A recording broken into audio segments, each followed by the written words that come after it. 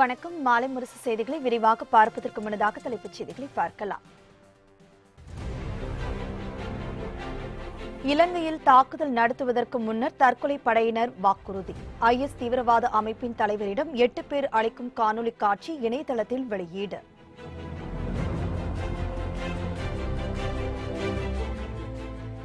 இலங்கையில் நிகழ்த்தப்பட்ட வெடிகுண்டு தாக்குதலில் 320 பேர் படுகொலை செய்யப்பட்ட விவகாரம். நாடாளுமன்றத்தில் இன்று சிறப்பு விவாதம் நடைபெறும் என பிரதமர் ரணில் விக்ரமசிங்கே அறிவிப்பு.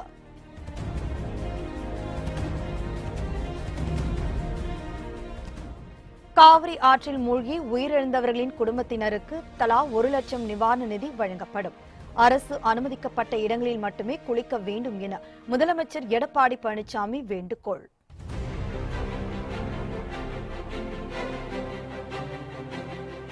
சுவாமி சிலைகளை பாதுகாக்க முடியவில்லை என்றால் கோவில்களை மூடிவிடலாமே. தமிழக அரசுக்கு சென்னை உயர்நீதிமன்ற நீதிபதிகள் சரமாரி கேள்வி.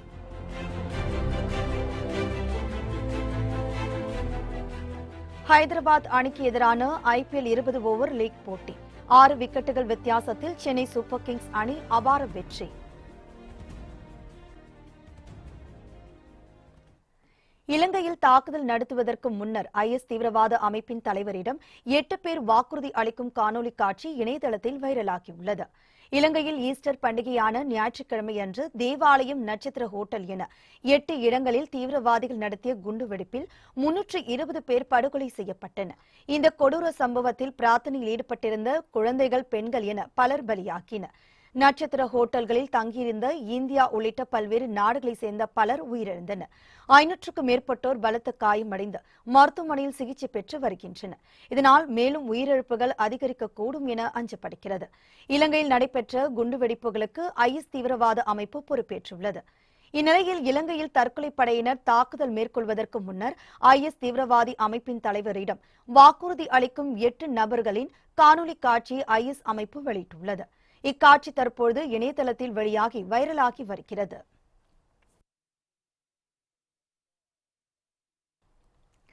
இலங்கையில் நிகழ்த்தப்பட்ட வெடிகுண்டு தாக்குதல் தொடர்பாக நாடாளுமன்றத்தில் இன்று சிறப்பு விவாதம் நடைபெறுகிறது. தலைநகர் கொழும்புவில் செய்தியாளர்களிடம் பேசிய பிரதமர் ரணில் விக்ரமசிங்கே, குண்டுவெடிப்பு குறித்த விசாரணை துரிதப்படுத்தப்பட்டுள்ளதாகவும் நல்ல முன்னேற்றம் கண்டுள்ளதாகவும் கூறினார். குண்டுவெடிப்பு தாக்குதல்களை நிகழ்த்திய அனைவரும் தற்கொலைப்படை தீவிரவாதிகள் என அவர் தெரிவித்திருந்தார். விசாரணை துரிதப்படுத்தப்பட்டு குற்றவாளிகளை கண்டுபிடிக்க நடவடிக்கை எடுக்கப்பட்டுள்ளதாக தெரிவித்துள்ள ரணில் விக்ரமசிங்கே, இலங்கையில் நடைபெற்ற தாக்குதலின் பின்னணியில் IS அமைப்பு உள்ளது குறித்தும் விசாரணை நடைபெற்று வருவதாக தெரிவித்தார். மேலும் நாடு முழுவதும் பாதுகாப்பு ஏற்பாடுகளை துரிதப்படுத்தி இருப்பதாகவும் அவர் கூறினார். இந்த தாக்குதலில் ஈடுபட்டவர்கள் குறித்து இதுவரை உறுதியான தகவல்களை இலங்கை அரசு வெளியிடவில்லை. இந்த நிலையில் குண்டுவெடிப்பு தாக்குதலுக்கு IS பயங்கரவாத அமைப்பு பொறுப்பேற்றுள்ளது. IS அமைப்பின் செய்தி நிறுவனமான அமாக்கின் தகவல்களை மேற்கோள் காட்டி ராய்ட்டர்ஸ் செய்தி நிறுவனம் தகவல் வெளியிட்டுள்ளது. IS தீவிரவாத அமைப்பை ஊக்குவிக்கும் நாடுகளை ஐநா சபை கண்டிக்க வேண்டும் என புதுச்சேரி முதலமைச்சர் நாராயணசாமி வலியுறுத்தியுள்ளார். இலங்கை வெடிகுண்டு தாக்குதலில் உயிரிழந்தவர்களுக்கு புதுச்சேரி மிஷன் வீதியில் உள்ள ஜென்ம ராக்கினி மாதா கோவில் மற்றும் பழைய பேருந்து நிலையம் அருகே காங்கிரஸ் சார்பில் அஞ்சலி செலுத்தப்பட்டது. முதலமைச்சர் நாராயணசுவாமி தலைமையில் நடைபெற்ற இந்த நிகழ்ச்சியில் சர்வ மதத்தினர் மெழுகுவர்த்தி ஏற்றி அஞ்சலி செலுத்தினர். இதில் லட்சுமி நாராயணன் MLA, டெல்லி பிரதிநிதி ஜான்குமார் மற்றும் மகளிர் காங்கிரஸ் நிர்வாகிகள் உள்பட பலர் கலந்து கொண்டனர். இதனைத் தொடர்ந்து மௌன அஞ்சலி செலுத்தப்பட்டது. பின்னர் செய்தியாளர்களை சந்தித்த முதலமைச்சர் நாராயணசாமி, இலங்கை வெடிகுண்டு தாக்குதலுக்கு பொறுப்பேற்று IS தீவிரவாத அமைப்பை தடை செய்ய வேண்டும் என்று கூறினார். மேலும் இவர்களை ஊக்குவிக்கும் நாடுகளை ஐநா சபை உடனடியாக கண்டிக்க வேண்டும் என அவர் வலியுறுத்தினார். இந்த இலங்கை குண்டுவெடிப்புக்கு IS நிறுவனமானது, தீவிரவாத கும்பலானது பொறுப்பேற்றிருக்கிறார்கள். அவர்களை தடை செய்ய வேண்டும். அந்த அமைப்பை தடை செய்வது மட்டுமல்லாமல் யார் சம்பந்தப்பட்டிருந்தாலும் அவர்களை தூக்கு தண்டனை கொடுக்க வேண்டும். இலங்கை மக்களோடு நாம் இருக்கிறோம் என்பதை நாம் இந்த புதுச்சேரி மாநில மக்கள் ஒட்டுமொத்தமாக அவர்களுக்கு ஆதரவாக இருக்க வேண்டும்.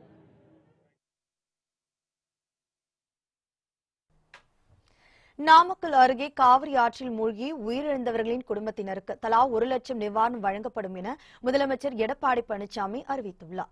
நாமக்கல் மாவட்டம் பொத்தனூர் பகுதியைச் சேர்ந்த சரவணன் குடும்பம் உள்பட 6 பேர் பரமத்தி வேலூர் அருகே காவிரி ஆற்றில் குளிக்க சென்றனர். அப்பொழுது எதிர்பாராத விதமாக 6 பேரும் நீரில் மூழ்கி உயிரிழந்தனர். சரவணன், ஜோதிமணி, தேவி, தீபகேஷ், தாரகேஷ் ஆகிய 5 பேர் சடலமாக மீட்கப்பட்ட நிலையில் 5 வயது பெண் குழந்தையின் உடலை மட்டும் தீயணைப்புத் துறையினர் தேடி வருகின்றனர். இந்நிலையில் உயிரிழந்தவர்களின் குடும்பத்தினருக்கு முதலமைச்சர் பொது நிவாரண நிதியிலிருந்து தலா 1 லட்சம் வழங்குவதாக முதலமைச்சர் எடப்பாடி பழனிசாமி தெரிவித்துள்ளார். இது தொடர்பாக அவர் வெளியிட்டுள்ள அறிக்கையில், காவிரி ஆற்றில் மூழ்கி உயிரிழந்த 5 நபர்களின் குடும்பத்திற்கு தனது ஆழ்ந்த இரங்கலையும் அனுதாபத்தையும் தெரிவித்துக் கொள்வதாக குறிப்பிட்டுள்ளார். காவிரி ஆற்றில் மூழ்கிய ஹசிகா என்பவரை தேடும் பணியில் தீயணைப்பு மற்றும் மீட்புப் பணிகள் மற்றும் வருவாய்த்துறையினர் முழுவீச்சில் ஈடுபட்டு வருகின்றனர் என்றும் முதலமைச்சர் எடப்பாடி பழனிசாமி தெரிவித்துள்ளார். எனவே பெற்றோர்கள் தங்கள் குழந்தைகளோடு நீர்நிலைகள், ஆறுகள் மற்றும் ஏரிகளில் குளிக்க செல்லும் போது காவல்துறை மற்றும் பொதுப்பணித்துறையினர் அனுமதிக்கப்பட்ட இடங்களில் மட்டுமே குளிக்க வேண்டும் என அவர் அறிவுறுத்தியுள்ளார். எனவே துயர சம்பவத்தில் உயிரிழந்த 5 நபர்களின் குடும்பங்களுக்கு தலா 1 லட்சம் ரூபாய் முதல்வரின் பொது நிவாரண நிதியிலிருந்து வழங்க உத்தரவிட்டுள்ளதாக முதலமைச்சர் எடப்பாடி பழனிசாமி கூறியுள்ளார்.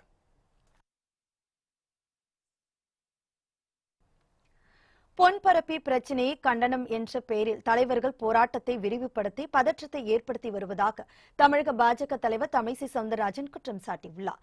சென்னை விமான நிலையத்தில் செய்தியாளர்களை சந்தித்த அவர், பொன்பரப்பி பிரச்சினை உணர்ச்சிகளை தூண்டுகிற போராட்டமாக இல்லாமல் முற்றிலும் கட்டுப்படுத்தக்கூடிய ஒன்றாக இருக்க வேண்டும் என்றும் கூறினார்.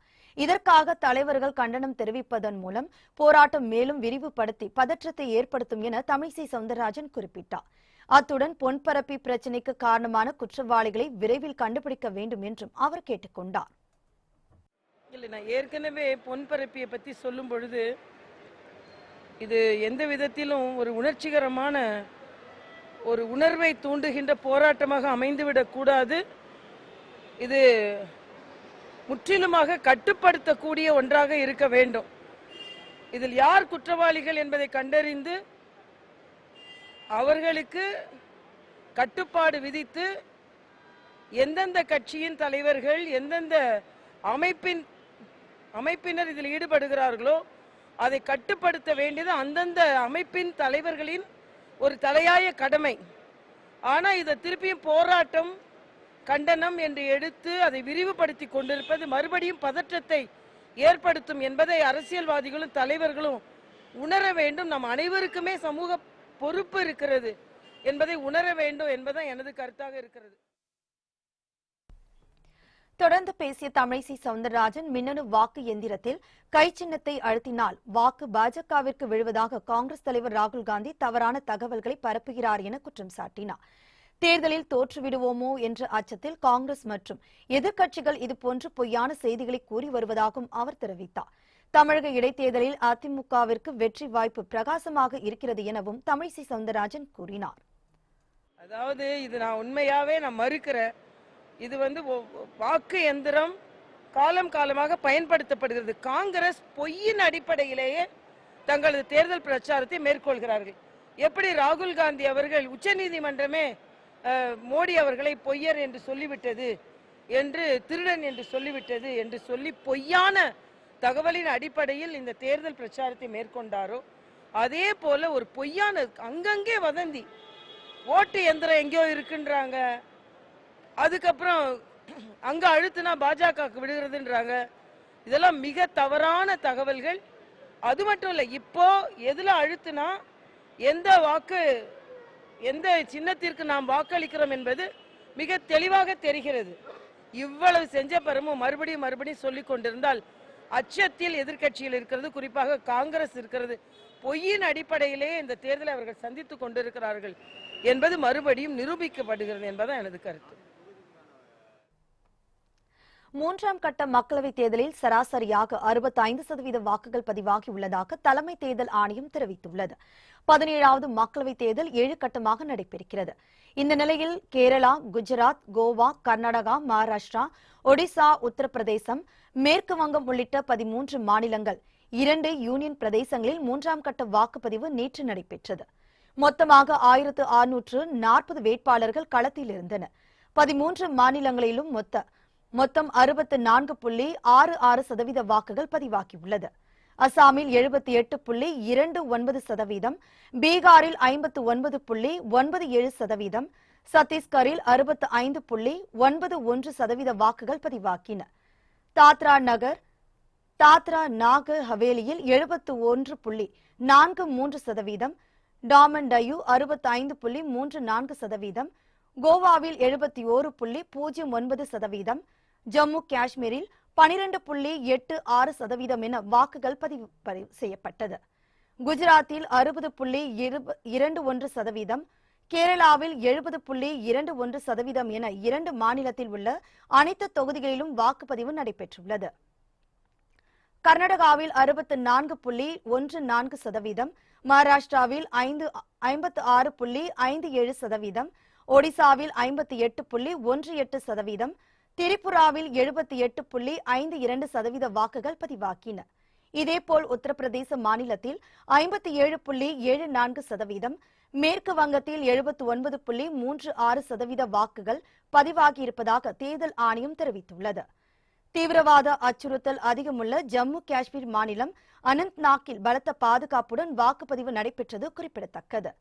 இதனிடையே குஜராத் மாநிலம் ஜூனாகட் நகரில் உள்ள கிர்காடு பகுதியில் ஒரே ஒரு வாக்காளர் உள்ளார். பர்தாஸ் பாபு என்ற அந்த முதியவர் தனது வாக்கினை பதிவு செய்ததன் மூலம் இந்த மையத்தில் 100% வாக்கு பதிவாகியுள்ளது.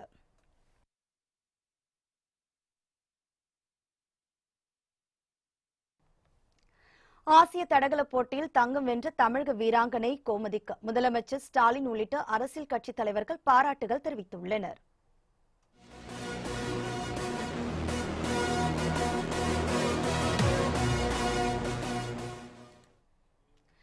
இருபத்தி ஆசிய தடகள சாம்பியன்ஷிப் போட்டி கத்தார் நாட்டு தலைநகர் தோஹாவில் நடைபெற்று வருகிறது. 2வது நாளான நேற்று நடைபெற்ற பெண்களுக்கான 800 மீட்டர் ஓட்டப்பந்தயத்தில் 30 வயதான இந்திய வீராங்கனை கோமதி 2 நிமிடம் 3 வினாடியில் பந்தய தூரத்தை கடந்து தங்கப்பதக்கத்தை கைப்பற்றினார். தங்கப்பதக்கம் வென்ற கோமதி தமிழ்நாட்டை சேர்ந்தவர்.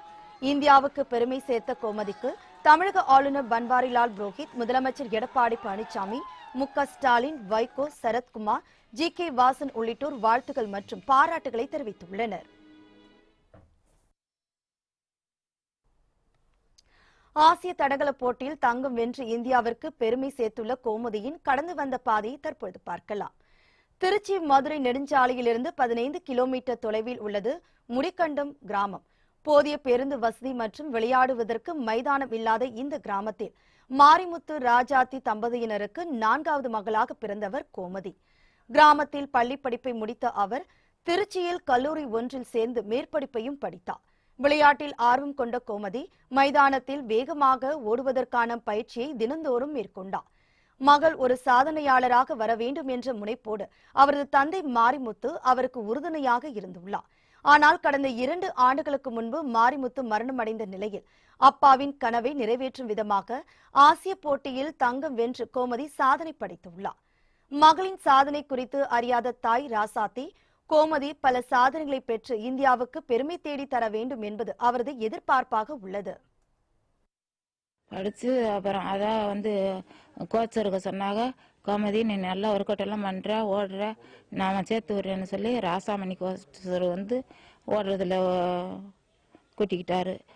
ஓடி கிரௌண்டில் ஓடி 2-3 மெடல் அடிக்காமல் அப்புறம் அதுக்கு வேலை வந்துருச்சு. அங்கே போனால அங்கே போய் அங்கேயும் கோச்சர் வச்சு ஓடிக்கிட்டு இருந்துச்சுங்க, வேலையும் பார்த்துக்கிச்சு ஓடிக்கிட்டு இருந்துச்சுங்க. எங்கள் குடும்பத்துக்கு இப்போ அதுக்கு தான் கொஞ்சம் ஒத்தாசை செய்யுதுங்க. கஷ்டப்பட்டுக்கிட்டு தான் இன்னும் இருக்கிறேன். அது எப்படி இருக்குது ஒத்தையாக இருக்குதுன்னு அழுதுகிட்டே தான் இருக்கேன். நைட்டும் பகலுமா நான் சாமியை வேண்டிக்கிட்டு தான் இருக்கிறேன். என் பிள்ளை இப்போ நன்றியா நல்லா இருக்குது, உங்களுக்கெல்லாம் நல்லா இருக்குதுங்களா. அப்புறம் நம்மளாலையும் ஜெயிக்க முடியும், நம்மளாலையும் வெல்ல முடியும் அப்படின்னு சொல்லிட்டு அவங்களுடைய திறமையை வளர்த்துக்கிட்டு அதுக்கப்புறம் ஸ்போர்ட்ஸ் பண்ணாங்க. அதுக்கப்புறம் ஸ்போர்ட்ஸ் பண்ணி அவங்களுடைய சொந்த முயற்சியில் தான் இப்போ ஸ்போர்ட்ஸில் இந்த லெவலில் பெரிய ஆளாக இருக்காங்க. இதுதான் முழுக்க எங்கள் குடும்பத்துக்கு ரொம்ப நன்றி. எங்கள் குடும்பத்துலேயும் ரொம்ப சந்தோஷமாக இருக்கேன். அதை இல்லாமல் எங்கள் ஊர் மக்களும் இந்த நல்லா சந்தோஷமாக மகிழ்ச்சியாக இருக்காங்க இவங்க தங்கம் வாங்கினதுனால. பள்ளி மற்றும் கல்லூரி காலங்களில் விளையாட்டுப் போட்டிகளில் ஆர்வமுடன் பங்கேற்று பல பதக்கங்களை வென்றுள்ள கோமதி இதனை வைக்கக்கூட வீட்டில் இடமில்லை. தற்போது ஆசிய தடகள போட்டியில் பங்கேற்று தங்கம் வென்றுள்ளதால் கோமதியின் குடும்பத்தினரும் கிராம மக்களும் பெருமை அடைந்துள்ளனர். சுவாமி சிலைகளை பாதுகாக்க முடியவில்லை என்றால் கோவில்களை மூடிவிடலாமே என தமிழக அரசுக்கு சென்னை உயர்நீதிமன்றம் கேள்வி எழுப்பியுள்ளது. சென்னை உயர்நீதிமன்றத்தில் வழக்கறிஞர் ஜெகநாத் என்பவர் மனு ஒன்றை தாக்கல் செய்தார். அதில் தமிழகத்திலிருந்து சோழர் ஆட்சிக்கால செம்பு பட்டயங்கள், சிவன், விஷ்ணு, சோழர்கள் போன்ற பழமையான சிலைகள் அமெரிக்கா, ஜெர்மனி, நெதர்லாந்து உள்ளிட்ட நாடுகளுக்கு கடத்தப்படுவதாகவும் இவற்றை மீட்டு கொண்டுவர மத்திய மாநில அரசு அதிகாரிகள் கொண்ட சிறப்பு மீட்புக் குழுவை அமைத்து உத்தரவிட வேண்டும் என அவர் கூறியிருந்தார். இந்த வழக்கு நீதிபதிகள் ஆர் மகாதேவன், PT ஆதிகேசவலு ஆகியோர் முன்பு விசாரணைக்கு வந்தபோது மனுவுக்கு பதிலளிக்கும்படி மத்திய கலாச்சாரத்துறை, தொல்லியல் துறை, வெளியுறவுத்துறை மற்றும் தமிழக அரசுக்கு உத்தரவிட்டனர். கோவிலுக்கு வரும் பக்தர்கள் செலுத்தும் காணிக்கை மூலம் தமிழகத்தில் உள்ள கோவில்களுக்கு பல கோடி ரூபாய் வருமானம் கிடைக்கும் நிலையில் சுவாமி சிலைகளை ஏன் பாதுகாக்க முடியவில்லை என நீதிபதிகள் வினா எழுப்பியுள்ளனர். அத்துடன் சிலைகளை பாதுகாக்க முடியவில்லை என்றால் இந்து கோவில்களை மூடிவிடலாமே என்றும் தமிழக அரசுக்கு சென்னை உயர்நீதிமன்றம் கேள்வி எழுப்பியுள்ளது. இதனையடுத்து வழக்கு விசாரணை வரும் 29ஆம் தேதிக்கு ஒத்திவைக்கப்பட்டது.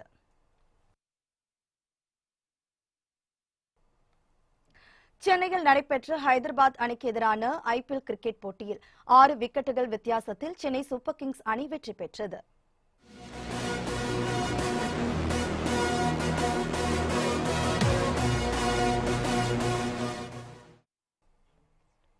சென்னை சேப்பாக்கத்தில் உள்ள AM சிதம்பரம் ஸ்டேடியத்தில் சென்னை சூப்பர் கிங்ஸ் மற்றும் ஹைதராபாத் சன்ரைசர்ஸ் அணிகளுக்கு இடையேயான 41வது லீக் போட்டி நடைபெற்றது.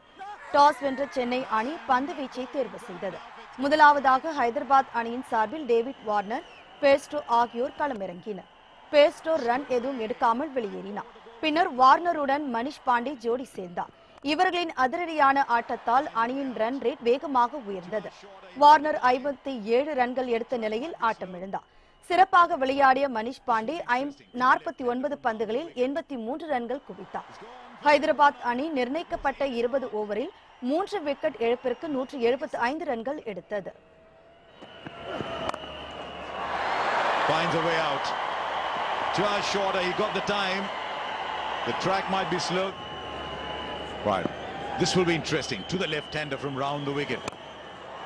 He's gone for it, Warner. It was in his arc. 176 ரன்கள் எடுத்தால் வெற்றி என்ற இலக்குடன் சென்னை அணியின் சார்பில் ஷேன் வாட்சன், டூப்ளசிஸ் ஆகியோர் களமிறங்கினர். டூப்ளசிஸ் ஒரு ரன்னில் வெளியேறி அதிர்ச்சி அளித்தார். அடுத்ததாக வாட்சனுடன் சுரேஷ் ரெய்னா ஜோடி சேர்த்தார். அதிரடியாக ரன் சேர்த்த சுரேஷ் ரெய்னா 38 ரன்கள் எடுத்து ஆட்டமிழந்தார். அதிரடியாக விளையாடிய வாட்சன் சதம் அடிப்பார் என அதிகம் எதிர்பார்க்கப்பட்ட நிலையில் 96 ரன்களில் வெளியேறினார். He's got hold of it and clears the field of a 6. To get it square and over the line. Now he gets going with another. Oh, he's pulled it in and pushed it past the line. முடிவில் சென்னை அணி 19.5 ஓவரில் 4 wicket இழப்பிற்கு 176 ரன்கள் எடுத்தது. இதன் மூலம் Hyderabad Sunrisers அணிக்கு எதிரான ஆட்டத்தில் 6 விக்கெட்டுகள் வித்தியாசத்தில் சென்னை சூப்பர் கிங்ஸ் அணி வெற்றி பெற்றது. சூப்பராக இருந்துருச்சு. லாஸ்ட்டாக பிராவோ வந்து ரொம்ப கலக்கி எடுத்துட்டாரு மேட்சை. வின்னிங் சூப்பராக இருந்துச்சு. ஸ்டார்டிங் நாங்கள் ரொம்ப அப்செட்டாக இருந்தோம், என்னடா அது ஓவர்லாம் ரொம்ப நிறைய போயிட்டே இருக்கேன்ட்டு. அப்புறம் போக வாட்சன் கெத்தாக எடுத்துட்டாங்க. நாங்கள் செஞ்சுரிக்கு வெயிட் பண்ணோம், பட் செஞ்சுரி வரல. ரொம்ப அது வருத்தமாக இருந்துச்சு. அதுவும் டோனி வரல, இன்னும் கொஞ்சம் வருத்தம். உலக அளவிலான பொருளாதாரத்தில் இந்தியா 3வது இடத்தை பிடிக்கும் என துணை குடியரசுத் தலைவர் வெங்கையா நாயுடு தெரிவித்துள்ளார். சென்னை பல்லாவரத்தில் உள்ள வேல்ஸ் பல்கலைக்கழகத்தின் பட்டமளிப்பு விழாவில் துணை குடியரசுத் தலைவர் வெங்கையா நாயுடு கலந்து கொண்டார். அப்போது பேசிய அவர், வலுவான பொருளாதாரத்தை கொண்ட சீனாவை தடுமாறும் போது இந்திய பொருளாதாரம் முன்னேறி செல்வதாக பெருமிதம் தெரிவித்தார். தொடர்ந்து பேசிய அவர், உலக அளவிலான பொருளாதாரத்தில் இந்தியா 3வது இடத்தை பிடிக்கும் என்றும் கூறினார். எந்த உயரிய பதவியில் எந்த உலக நாடுகளில் பணியாற்றினாலும் தாய்மொழி தாய்மண்ணை மறக்கக்கூடாது எனவும் வெங்கையா நாயுடு குறிப்பிட்டார். விழாவில் முன்னாள் தடகள வீராங்கனை PT உஷா உள்பட 3 பேருக்கு டாக்டர் பட்டம் வழங்கி கௌரவிக்கப்பட்டது. சென்னை பக்கிங்ஹாம் கால்வாய் ஆக்கிரமிப்பு இடங்களில் குடியிருப்பவர்கள் ஜூன் 10ஆம் தேதிக்குள் வெளியேற உயர்நீதிமன்றம் உத்தரவிட்டுள்ளது. சென்னை பக்கிங்ஹாம் கால்வாய் பகுதியில் இருக்கும் ஆக்கிரமிப்பாளர்கள் ஜூன் 10ஆம் தேதிக்குள் வெளியேற வேண்டும் என சென்னை உயர்நீதிமன்றம் உத்தரவிட்டுள்ளது. ராஜா அண்ணாமலைபுரம், கோவிந்தசாமி நகர், இளங்கோ தெரு ஆகிய பகுதிகளில் அரசுக்கு சொந்தமான இடத்தை ஆக்கிரமித்து கட்டப்பட்ட வீடுகளை அகற்றப்பட வேண்டும் என ஆணையிட்டுள்ளது. மேலும் ஜூன் மாதம் 10ஆம் தேதிக்குள் தமிழ்நாடு குடிசை மாற்று வாரியம் ஒதுக்கும் இடத்திற்கு ஆக்கிரமிப்பாளர்கள் வீடுகளை இடமாற்றம் செய்து கொள்ள வேண்டும் எனவும் சென்னை உயர்நீதிமன்றம் உத்தரவிட்டுள்ளது.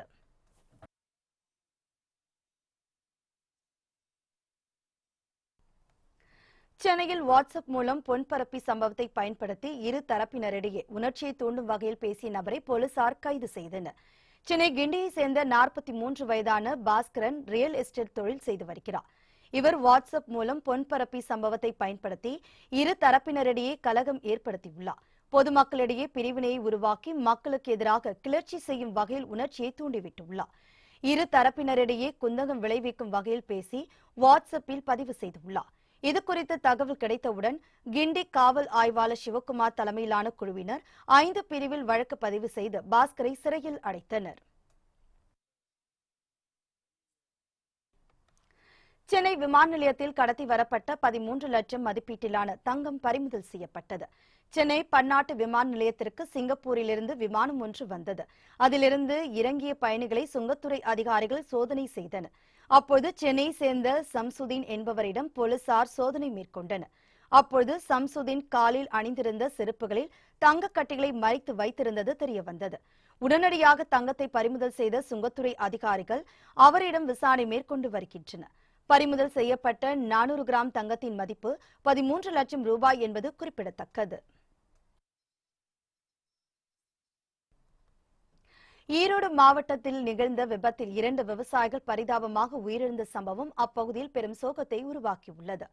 ஈரோடு மாவட்டம் சென்னிமலை அருகே ஈங்கூர் புலவனூரை சேர்ந்தவர் பழனிசாமி.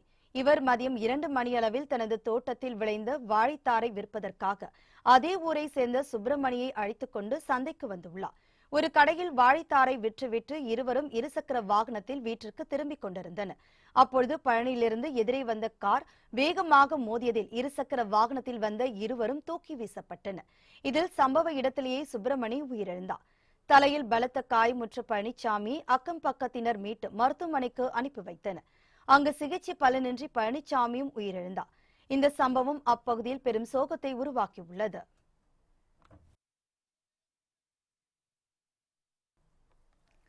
சிதம்பரம் அண்ணாமலை பல்கலைக்கழகத்தில் இந்த ஆண்டு புதிய பாடப்பிரிவுகள் துவக்கப்பட்டுள்ளதாக பல்கலைக்கழக துணைவேந்தர் தெரிவித்தார். சிதம்பரம் அண்ணாமலை பல்கலைக்கழக துணைவேந்தர் டாக்டர் முருகேசன் செய்தியாளர்களை சந்தித்தார். அப்பொழுது பேசிய அவர், +2 முடித்த மாணவர்கள் 72 வகையான பாடப்பிரிவுகளில் சேரலாம் எனவும் புதிய பாடப்பிரிவுகள் உருவாக்கப்பட்டுள்ளதாகவும் கூறினார். மேலும் வரும் ஆண்டில் A+ அங்கீகாரம் கிடைக்க நடவடிக்கைகள் எடுக்கப்படும் எனவும் அவர் தெரிவித்தார். +2 படித்த மாணவர்கள் வந்து 72 ப்ரோக்ராம், என்ஜினியரிங்லேருந்து ஆர்ட்ஸு சயின்ஸ் இன்டகிரேட்டட் ப்ரோக்ராம்லேருந்து அக்ரிகல்ச்சர்லேருந்து இந்த எல்லா இதுலேயும் சேர்த்து 72 ப்ரோக்ராம் ஆஃபர் பண்ணுறோம். இதில் வந்து இப்போ இன்டகிரேட்டட் ப்ரோக்ராம் ஆர்ட்ஸில் 10 ப்ரோக்ராம் பண்ணுறாங்க, இந்தியன் லாங்குவேஜில் 1 ப்ரோக்ராம், சயின்ஸில் 11 இன்டகிரேட்டட் ப்ரோக்ராம், மெரைன் சயின்ஸில் 1, எஜுகேஷனில் 1, இந்த மாதிரி இப்போ மொத்தம் இப்போ +2 படித்த மாணவர்கள் 72 ப்ரோக்ராமை 72 ப்ரோக்ராமில் எந்த ப்ரோக்ராம் வேணாலும் எடுக்கலாம். ஓசூர் அருகே 6 காட்டு யானைகள் தஞ்சம் புகுந்துள்ளதால் கிராம மக்கள் பாதுகாப்பாக இருக்கும்படி வனத்துறையினர் எச்சரிக்கை விடுத்துள்ளனர். கிருஷ்ணகிரி மாவட்டம் ஓசூர் அடுத்த பேரண்டஹள்ளி அருகே கடந்த 1 வார காலமாக 6 காட்டு யானைகள் தஞ்சமடைந்து நீராடி வருவதாகவும் வனப்பகுதியை ஒட்டியுள்ள கிராமங்களில் நுழைந்து விவசாய பயிர்களை சேதப்படுத்தி வருவதாகவும் வனத்துறைக்கு தகவல் வந்தது. தகவலின் பேரில் வனத்துறையினர் அப்பகுதிக்கு சென்றனர். அங்குள்ள கிழவரப்பள்ளி அணையில் நேற்று 6 காட்டு யானைகள் தஞ்சமடைந்து நீராடி வருவதை அறிந்து அதனை வனப்பகுதிக்கு விரட்டி அடித்தனர். இந்நிலையில் வனப்பகுதிக்கு செல்லாமல் 6 காட்டு யானைகள் மீண்டும் அணையில் குளிப்பதை பார்த்த அப்பகுதி மக்கள் வனத்துறையினருக்கு தகவல் தெரிவித்தனர். விரைந்து வந்த வனத்துறையினர் 10 பேர் யானைகளின் நடமாட்டத்தை தொடர்ந்து கண்காணித்து வருகின்றனர். இதனிடையே அணையை சுற்றியுள்ள 10க்கும் மேற்பட்ட கிராம மக்கள் பாதுகாப்பாகவும் எச்சரிக்கையாகவும் இருக்கும்படி வனத்துறையினர் கேட்டுக் கொண்டுள்ளனர்.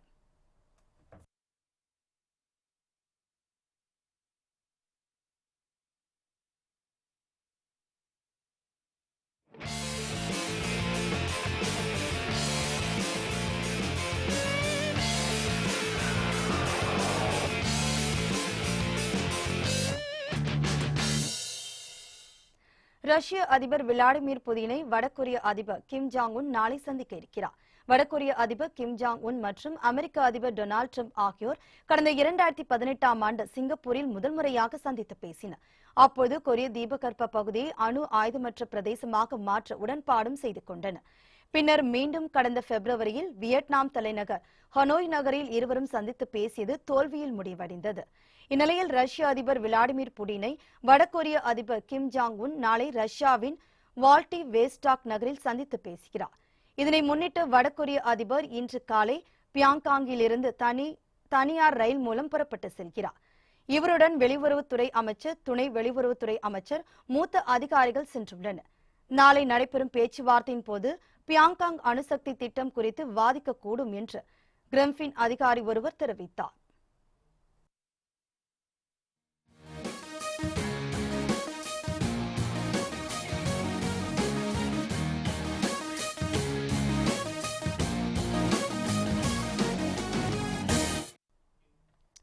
ஸ்பெயினில் நடைபெற்று வரும் பார்சிலோனா ஓபன் டென்னிஸ் தொடரில் ஜப்பான் வீரர் நிஷிகோரி 3வது சுற்றுக்கு முன்னேறியுள்ளார். ஸ்பெயின் நாட்டின் பார்சிலோனாவில் சர்வதேச ஓபன் டென்னிஸ் தொடர் நடைபெற்று வருகிறது. இதில் ஆண்களுக்கான ஒற்றையர் பிரிவின் 2வது சுற்று ஆட்டத்தில் ஜப்பான் வீரர் கெய் நிஷிகோரியுடன் அமெரிக்க வீரர் டெய்லர் ஃப்ரிட்ஸ் பல பரீட்சை நடத்தினார். இந்த விறுவிறுப்பான ஆட்டத்தில் இருவருக்கும் இடையே கடும் போட்டி நிலவியது. இறுதியில் 7-5, 6-2 என்ற செட் கணக்கில் வெற்றி பெற்ற நிஷிகோரி 3வது சுற்றுக்கு முன்னேறியுள்ளார்.